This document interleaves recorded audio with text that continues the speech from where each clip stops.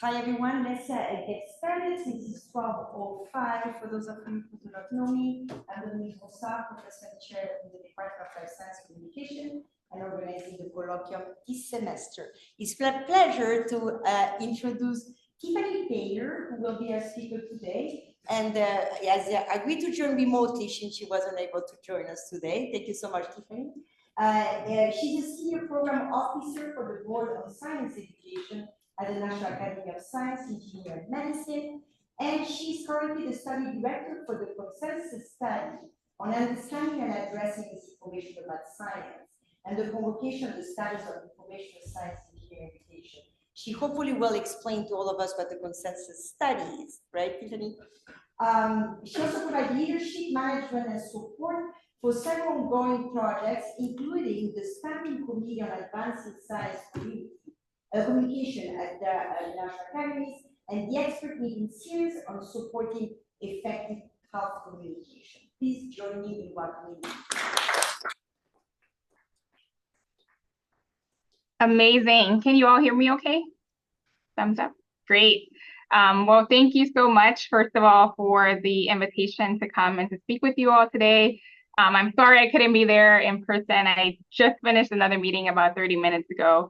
And this is also like a 2 years in the making invitation from Dominique, so I'm glad we were able to work it out this semester.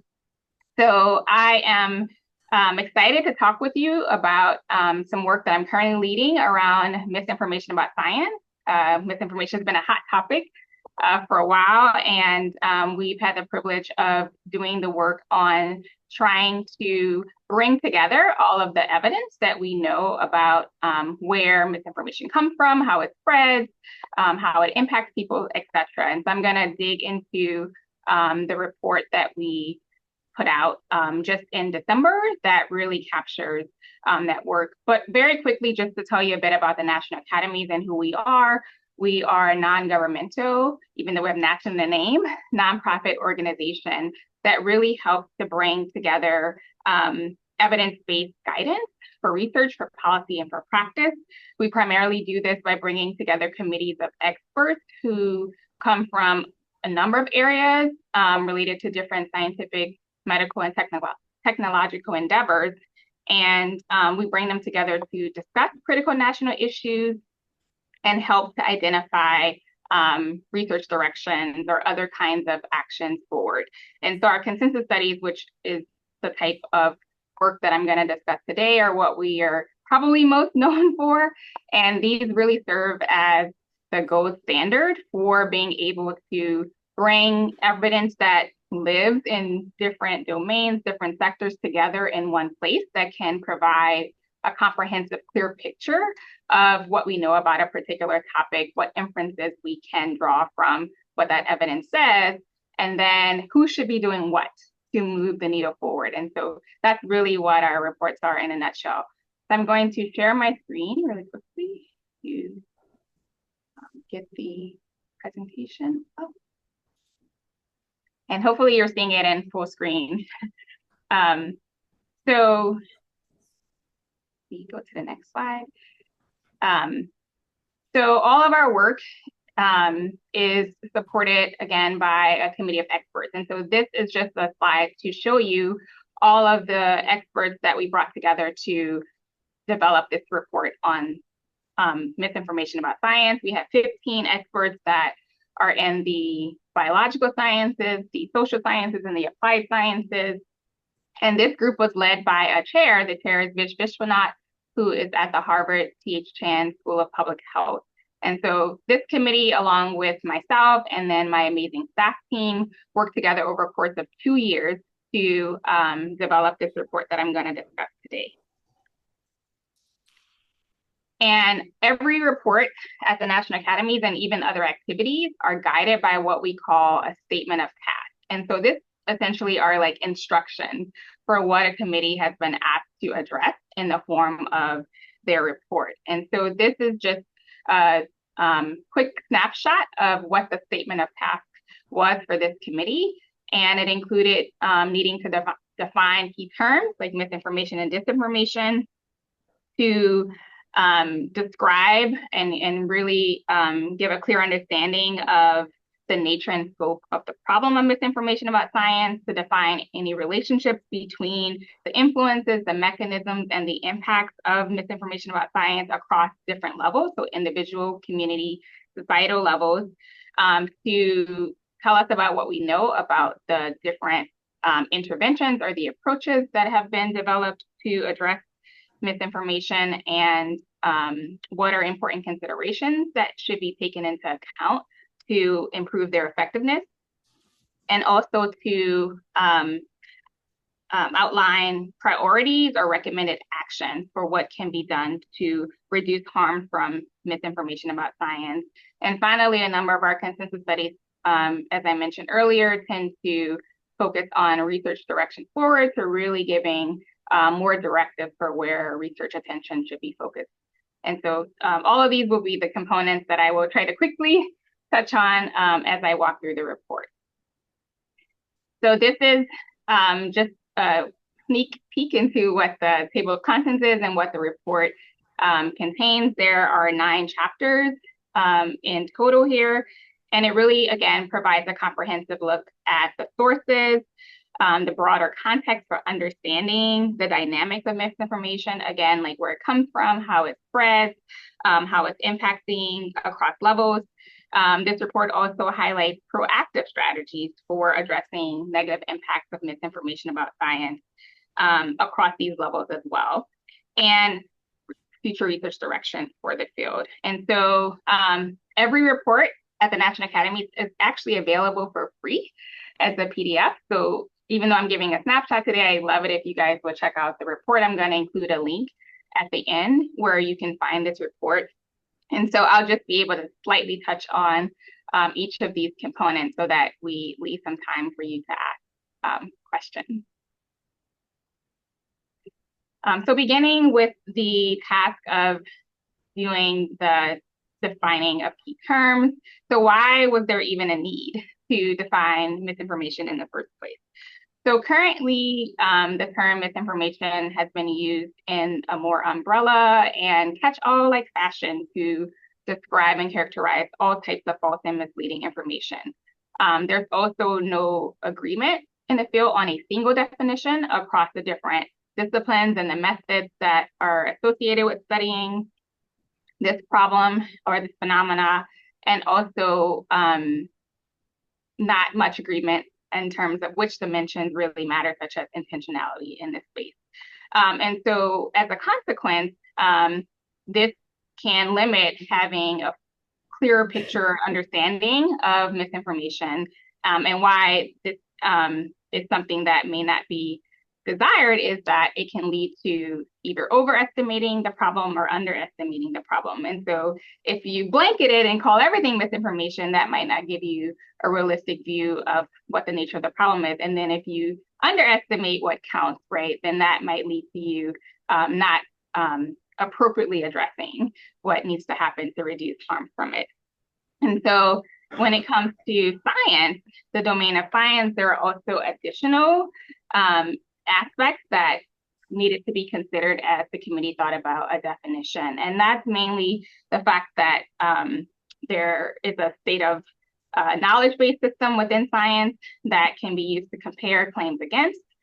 But then also the process of science happens in the knowledge production process happens in an iterative fashion, where revisions can be made when more defensible and more vetted information emerges. And so you have this tentativeness that's inherent to science. And so these both, along with the notion of really being clear about what the definition are what the committee really tried to consider as it created a definition for misinformation about science, and also wanted to offer it as a guidepost for the field.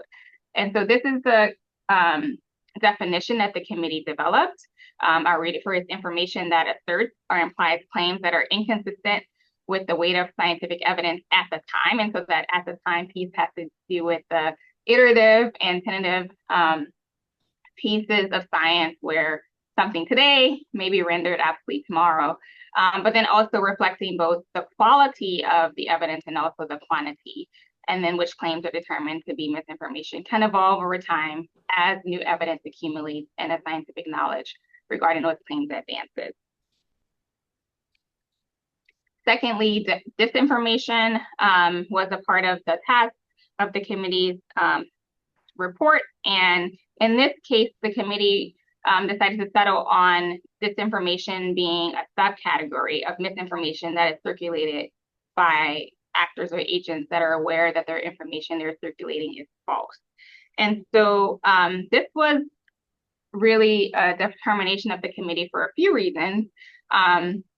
One being that intent is often associated and is a distinguishing feature being used in the literature for the difference between disinformation and misinformation. And so the committee decided to not necessarily place emphasis on intention when it was defining misinformation, given that it can be difficult to determine intent of the sharer of the information, especially as information spreads throughout our network. So for example, information that could originally be shared for financial gain might end up being shared by another person just for entertainment purposes. So sometimes intent can even switch as it moves throughout the information network. And also the intent of the sharer may actually be insignificant to how recipients are impacted by that information. And so someone may be sharing something intending to help, however, it could unintentionally harm the receiver. And so the committee really felt like misinformation is essentially agnostic to what the intent might be. And so therefore, even in the case of disinformation where intent is a part of it, it still can fall underneath the larger umbrella of a type of misinformation.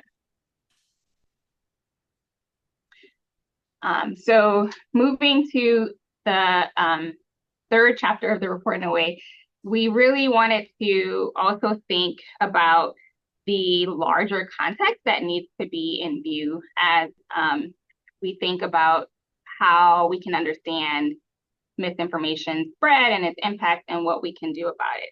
And so this was especially important given that just in recent times, the ways that information is produced, the way it spreads and reach has significantly changed in the past decade or so. And then also people's relationships to information can vary. And so although misinformation is not a new phenomenon, it's been around for a while, there are factors within our contemporary information environment that have accelerated its widespread visibility. And so some of these that I list here are the new information and communication technologies that have enhanced access, production, and information sharing capabilities. There are now highly participatory online environments, such as social media environments, where you have a diversity of content producers and communicators that are in a single space. And so that can make it difficult to assess who the experts are and also what the credibility is of the information that's being shared in these single spaces.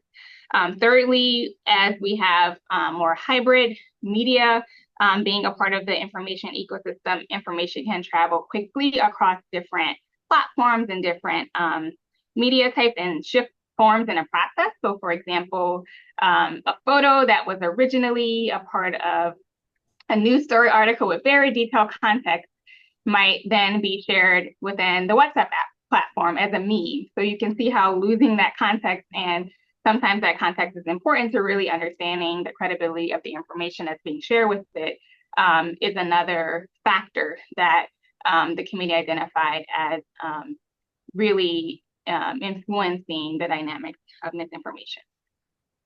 And then additionally, I mentioned that how people are positioned with respect to information is also an important component to keep in mind. And so here are a few factors that relate to that point, and the fact that there are structural inequalities that position different groups in different components and places of the information system. And so what that leads to are more people being exposed to low quality information. And so that is one condition in which it increases the likelihood of exposure to misinformation. There's also the structural level issues of declining news media capacity, particularly being seen at low local levels. And so what this means is you are removing information about a particular topic. And so what we called it in a report is creating an information void. And so when there are information voids, those can be more easily filled by low quality or incorrect information. And then thirdly, with all of the different ways that people have more control over how they get to engage with information, you have what we call audience fragmentation, where you're seeing less broadly shared kinds of information sources and sort of pockets of information networks and environments, leading to different exposure to different pieces of information and also different pieces of misinformation. And so all of these are part of just this broader context that the committee surfaced as being critical for having a more holistic way to determine what solutions would be most effective and who they would be most effective for. So quickly moving on to the sources of misinformation that were identified in the report, you can arguably say that it can originate from almost any sector and almost anywhere. And so not limited to a particular type of source or a particular type of media, but can come from the entertainment sector, the business sector, from government, journalism, media, the nonprofit sector, civil society sector, academic, you name it, there can be a place where misinformation about science can arise. But the good news is that although the sources may be ubiquitous, not all misinformation about science is equal in its influence. And so what we find that in terms of when it is most influential, we find that that's the case when the information is coming from an authoritative source, when it is amplified by people who have power, have influence, when it reaches large audiences, when a particular population is specifically targeted with the misinformation, and when it's produced in a deliberate, systematic, coordinated fashion. And this last characteristic is most reflective of what we mean by the disinformation category of misinformation. And then it's important also to recognize, though, that misinformation, though I named where it comes from in various ways, it can arise inadvertently or unintentionally. It's not always due to intentional motive for where it arises from. And so because this report is specific to science, I'm just going to zoom in quickly on what we specifically saw in terms of some of the reasons why or underpin how misinformation arises from science specifically. So in science and medical communities, there are a variety of ways that it can arise as a byproduct of these issues listed here. I'll just highlight from distortions that happen in the publication of scientific data, if there's poor science communication with disseminating information, that can be a factor. Also within the medical and health sector, when there's not awareness of the latest scientific research on a topic, that also breeds ground for misinformation originating.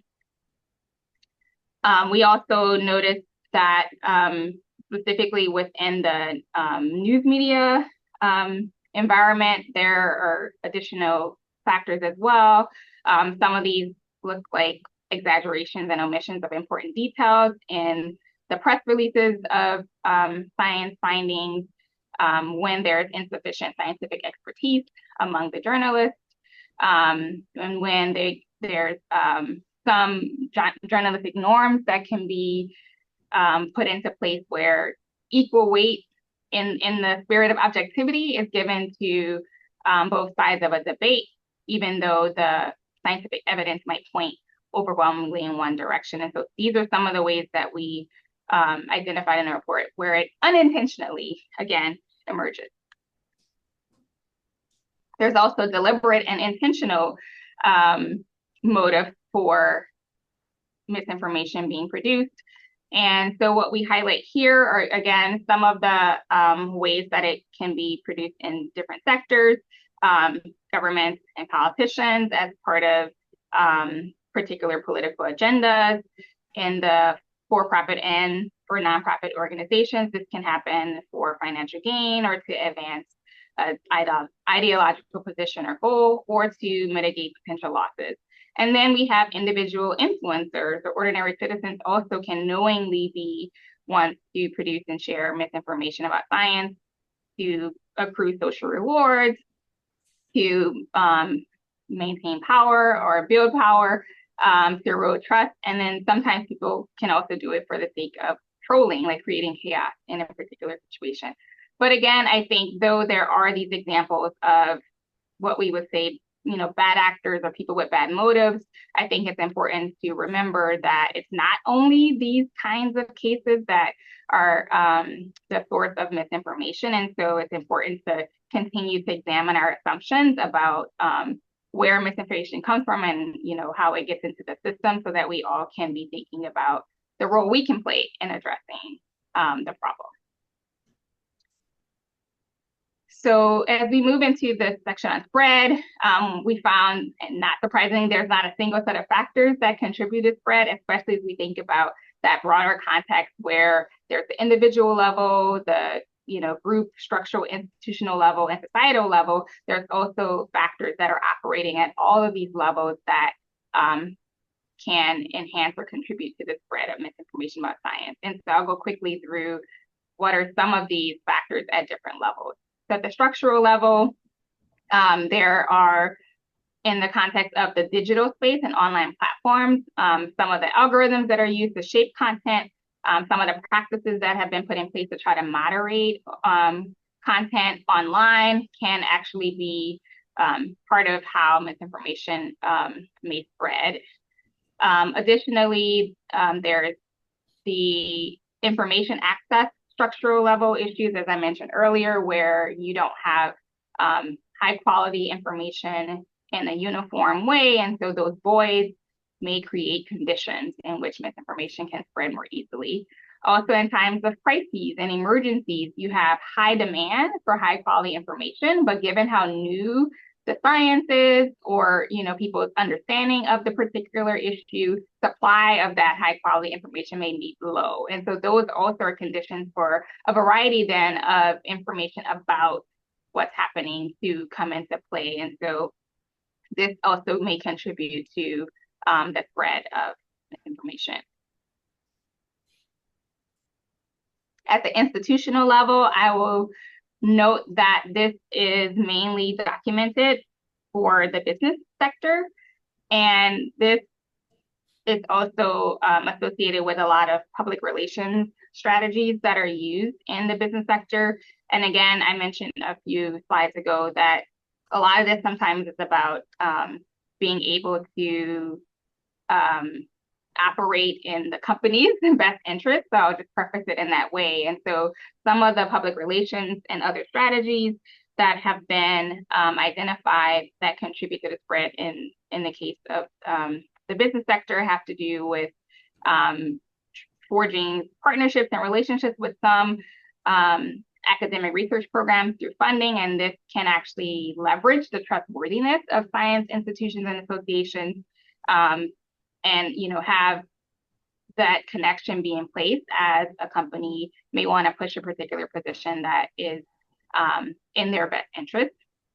Another kind of institutional level factor has to do with recruitment of scientists who may go against or speak against the weight of the scientific evidence. And again, this is in the spirit of gaining a sense of credibility to the industry's position. And so again, this was another factor that we identified, along with the exploiting of journalistic norms piece that I mentioned before, that can lead to vulnerabilities in reporting as well and contribute to it. So again, I think more work has to be done in really trying to understand other kinds of institutional level factors, given that this is specific to the business sector, but these are just some ways where it can spread at that level, or factors that contribute at that level.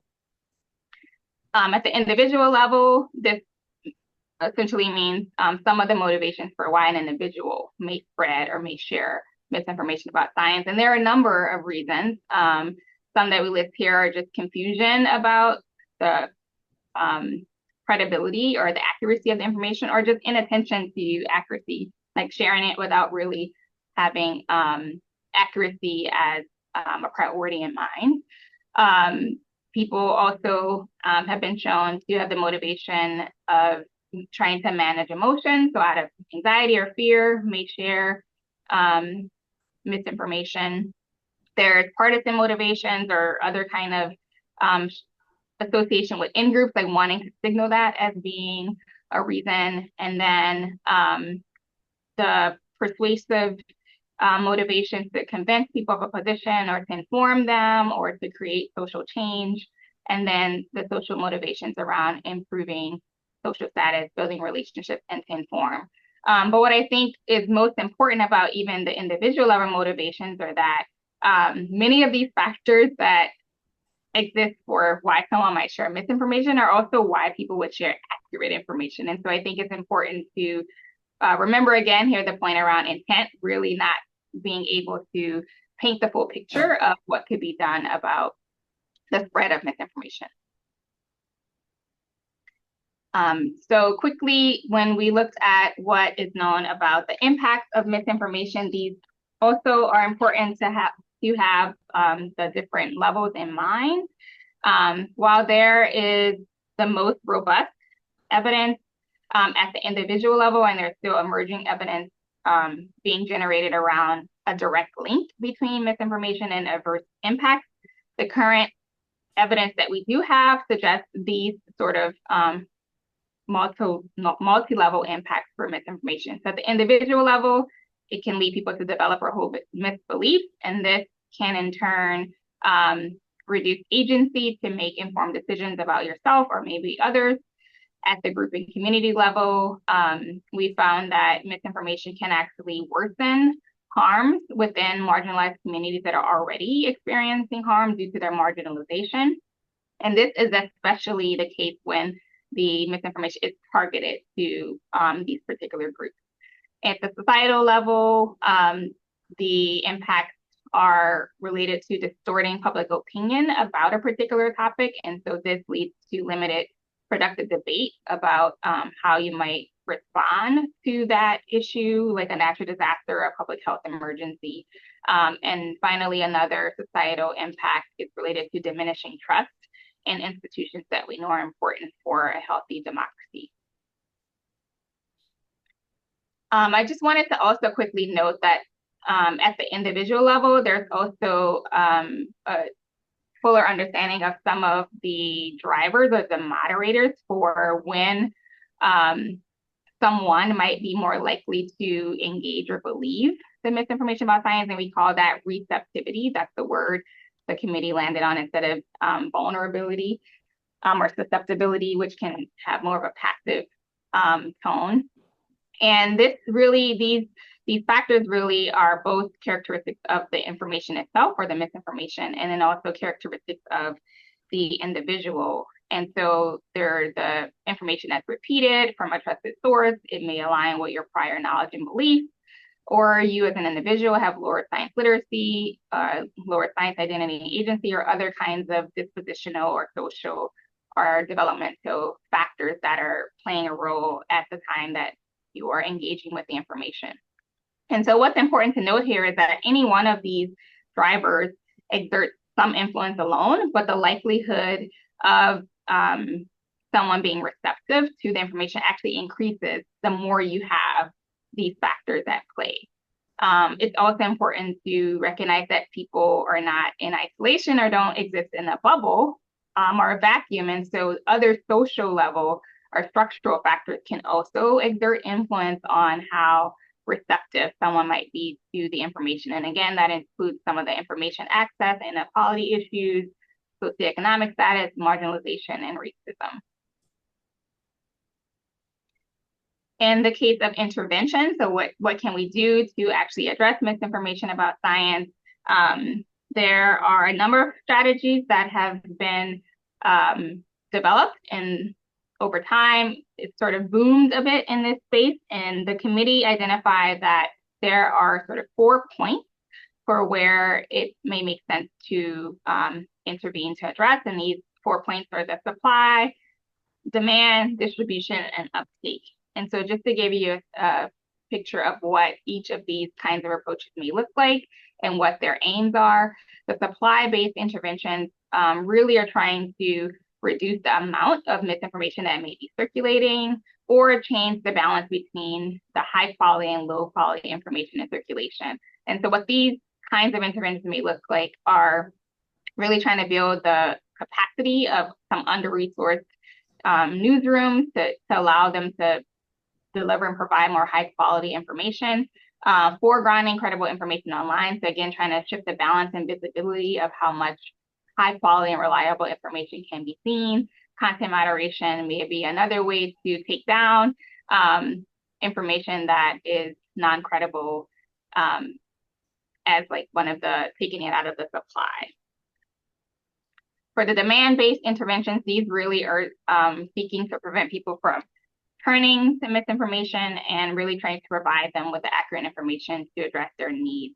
So these are related to increasing trust in sources of credible information so that they would turn to those sources for information when they have questions, or as I mentioned earlier, the science information void, like really trying to ensure that we don't have those voids so that people can have access to high quality information and don't only have to rely on the misinformation that are filling the voids related to the questions that they have.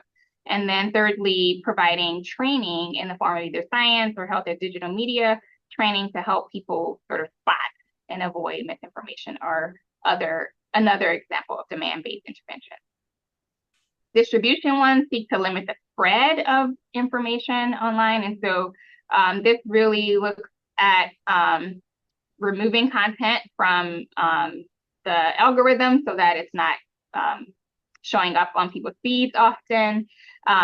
There's also psychology-based interventions that try to prompt people to focus on accuracy and think about, what would be the implications of you sharing that information as a way to create some friction and prevent individuals from sharing information. And then there's governance approaches that have been rolled out, and these really put into place some form of legal liability for violating any of the policies around credible information or using, circulating unreliable content. So this is really sort of trying to push people away from even wanting to create and spread misinformation in the first place. And then at the uptake-based part of the class of interventions, these are really seeking to reduce the effects of misinformation on people's beliefs or behaviors. So pre-bunking are methods that are probably most known. These are really trying to train people again in spotting the misinformation so that they wouldn't engage or be impacted in an adverse way. And this is really prior to exposure is really the aim of that approach. And debunking is another one that's most known in this intervention class. And these really are providing corrective information or fact checks to people after they've been exposed to help it not have adverse effects. And one thing that I forgot to mention earlier in presenting these points are that there's not currently any data that shows that any one point of intervention is better or more effective. And in fact, maybe even through the way I was describing some of these, you can see how some interventions fall into multiple classes. And so I think there is some agreement around some of the most effective ones targeting multiple points. In the spirit of also really trying to paint a picture of the state of the field and what can really be understood about the scholarship in this space, the committee also thought it was important to really identify some of what we should be paying attention to as scholars in this space. And what was important to highlight here in terms of the findings there are that although there's been a boom and a lot of scholarly attention on this topic in the past few years, there is considerable research attention at the individual level and less so at the systems level, which I think the broader context that I described earlier really calls for. And one thing to note as well is by having so much of what we know being limited or only at the individual level, it can unintentionally place the onus on an individual to be the one to mitigate the problem, right? It kind of packages it as an individual level problem, and so we just need people to be the solution. And so I think the evidence points more than it's just not an individual level problem, nor individuals being a part of the solution, but we really want to have more research emphasis across the system. It's also important to note that a lot of the current evidence base are based on studies that were done on Twitter or X, primarily because researchers had access to that platform, pretty broad access.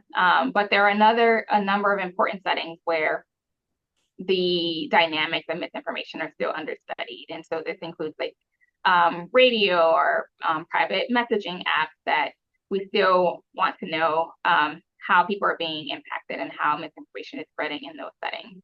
And then another important point is that the way the scholarship has been advancing has been around a lot of issues and topics where there are political divisions, but then there are some topic areas that as a result are significantly understudied. And so one example will be issues around women's health are not really getting a lot of attention in terms of the misinformation that might be in existence on that particular topical area. So in the last few minutes that I have, I want to quickly go through some of the opportunities for action that were raised in the report. These are more structural and proactive in nature. I want to say that from the outset. And they reflect the need for a variety of actors to play a particular role at the same time. So many people in your sphere of influence pulling on your lever at the same time would be how to describe the collective set. There are a total of 13 recommendations in the report. I'm not going to go through all 13 of those. But what I thought I would do was to highlight a few of them according to 4 sort of thematic action buckets that they can be organized by. And so these 4 include building capacity for public communicators of science, promoting greater supply and accessibility to accurate science information, providing better support for navigating an increasingly complex environment, and then deepening understanding of the nature and impact of misinformation about science. So very quickly on the first theme of building capacity for public communicators of science, these are more in line with the need for science and medical professionals to be trained in science communication and for them to better use evidence-based practices in their public communication. So that's really what this first bullet point is in a nutshell. Secondly, the focus here are on journalists who are key mediators between the production of science and the communication of science to the public. And the need here is really to highlight the need for adequate funding for reporting, particularly at the local and community level where we're seeing the most decreased capacity, so that these journalists at these levels, newsrooms at these levels would be able to provide high quality science, health, and medical information to specific audiences that are dedicated to these sorts of media and these communicators. Thirdly, we highlight the need for what we're calling preparedness capacity across different levels that involve partnerships between agencies and organizations that are already sort of on the front lines of responding to public health emergencies, disasters, and crises. And so really helping them to see, you know, a broader role that they can play in communications beyond just delivering the services. So really leveraging the trust that they already have in some communities during these times, and building and connecting with like community-based organizations or journalists to help to ensure that that timely information around disaster and crisis can get to the different audiences and different communities across levels through these partnerships. In the second thematic section of promoting greater supply and accessibility to accurate science information, these really zoom in on sort of authoritative sources of science information, including universities, research organizations, researchers themselves, and foundations who also support research, and really trying to encourage there to be additional considerations for press releases that really, again, reflect some of the evidence-based practices around science communications, like including the limitations and the weight of the scientific evidence as part of publicizing the findings. In the case of the news media organizations, really trying to broaden access that these reporters have to the sciences and to the accurate information, that they are able to use that as they report on science to the different publics that they serve. So some type of mechanism that will allow that ready crosstalk between high quality science information and scientific sources and journalism. And thirdly, in terms of, or in the spirit of trying to enhance the visibility of information that's credible, this recommendation is geared toward how online platforms like search engines and social media can actually take on a more intentional role in making high quality information more visible online for diverse audiences. Thirdly, just to move into the actions around providing better supports for navigating an increasingly complex information environment.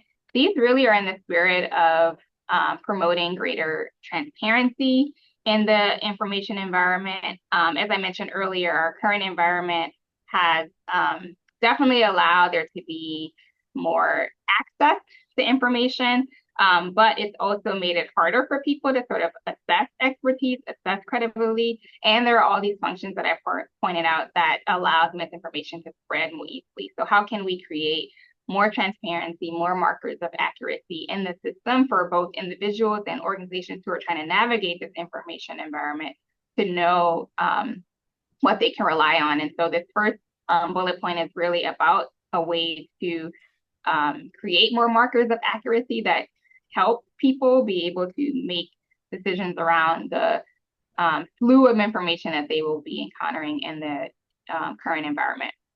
Secondly, doing the work of actually trying to track and continually monitor the information environment for signals of misinformation and providing the data from that monitoring to interested publics and organizations so that they can be proactive about how to manage misinformation.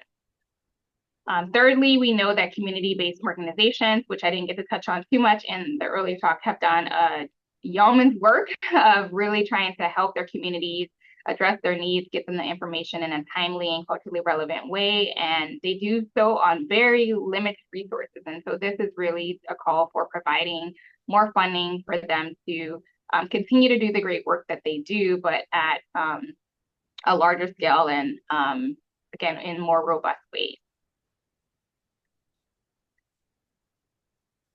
And then the fourth bucket is focused on deepening understanding of the nature of misinformation and its impact. And this is really a very more research-focused kinds of actions. As I mentioned, there's a need for studying more science topics than the ones that are currently being studied, and more particularly trying to have our knowledge base actually align better with the topics that people are more likely to be exposed to. In the case of the level at which we understand, I mentioned the individual level is where we know the most about. However, as we are understanding how the dynamics of misinformation transpire, really having higher level understanding is really needed in this space. And so the second bullet point is really calling for investments that allow for more cross-level understandings of the problem and more understanding of ways individual factors and structural factors play a role in impact and spread. And then finally, although there has been some access to social media data in the past, that's shifted in various ways to not having as much access before. And so really to try to understand how misinformation is spreading and potentially impacting people online. There's just a call here for ways to have broader access to platform level data, high quality, not just what people can get their hands on, but more high quality comprehensive data to really make a fuller picture there. So I'll stop there. I know there was a lot, hopefully enough was able to be digested in order to answer a few questions. But again, the report is free to read in entirety as a free PDF. I encourage you to check it out at this website. I'm happy to answer questions after this, or even after this talk. If there's questions you have, you can definitely email me at scienceinformation@nes.edu. And with that, I will turn it over to questions and discussion.